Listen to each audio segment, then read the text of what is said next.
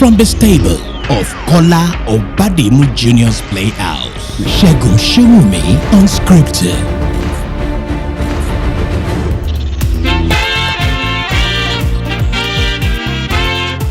A lot of times I've always asked myself, what will Africa have to do to get a strong footing within the Committee of Nations in such a manner that its people, both on the continent and within the diaspora community, will begin to contribute meaningfully in an egalitarian way, such that there is eternal pride within them, there is satisfaction, there is peace, and they stop playing victim in all situations.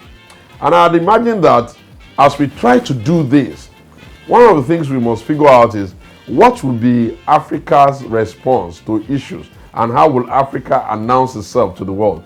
And before we could say Jack Robinson, we got faced with a leveler.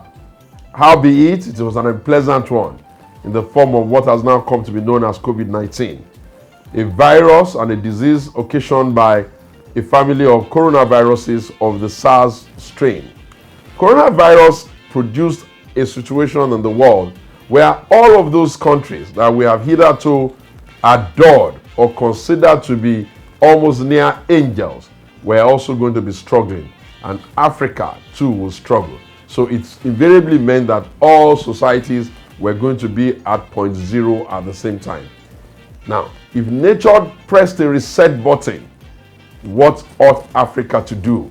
Therein lies my reason for doing Showunmi Unscripted. What have we seen so far? We have observed that Africa, piteously, Nigeria inclusive, have constantly waited again for other societies who do not have a solution to the problem in their own environment to now be the harbinger of solutions to them. And I thought that for a generation of people who are now equally educated and equally inspired by any other society in the world, there was a need for us to do some serious home talking to ourselves. And that's what we're trying to do. What should Africa be doing?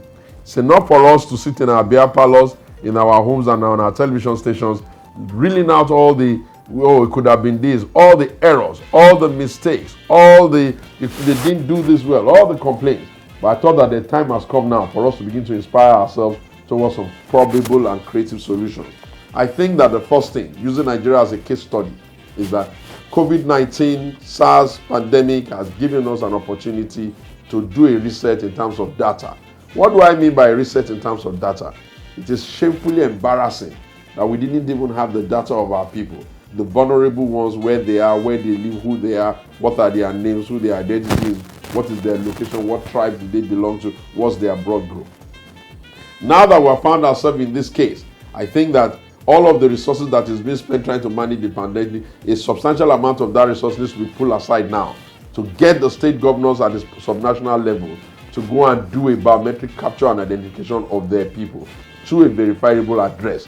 That way, we would have used COVID to level and create the feeling for the next set of things that we need to be doing. You know why? Because without data, every planning is just sitting in the dark and wasting resources. You do not even know whether the right people are getting the right service or whether we have refused to remove ourselves from the cacophony of misdirected developmental trajectory, which after being implemented leaves us exactly the same place we have always been, the poorest, the most miserable, the saddest people on earth. And I think this needs to change. So the first thing I'm throwing in is data. Again, I then ask, what else can we do? What if we have the data now? What is now critical and urgent for us?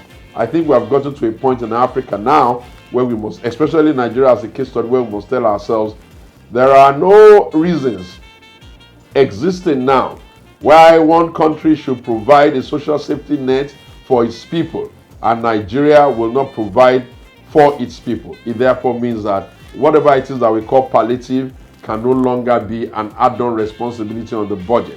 It has to be a major chunk of our budget, wherein, having collected data, certain members of our society who fall below the poverty line must be given the resources, the investment, the monies, and the palliatives in terms of cash that can help them now to begin to participate in the economic process and at least guarantee that anybody of African extraction, especially leaving the space of Nigeria, will at least get to bed, get home every day, knowing fully well that he's entitled to 3 square meals or in the minimum 2.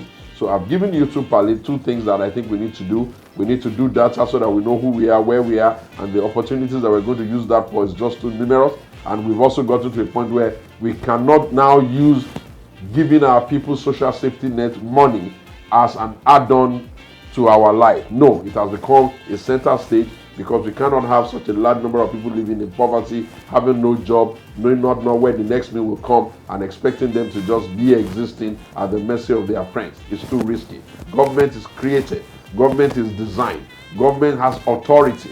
Government takes the will of the people. Government uses its influences over people, and it starts with making sure that nobody within your space goes to bed hungry. Showunmi Unscripted.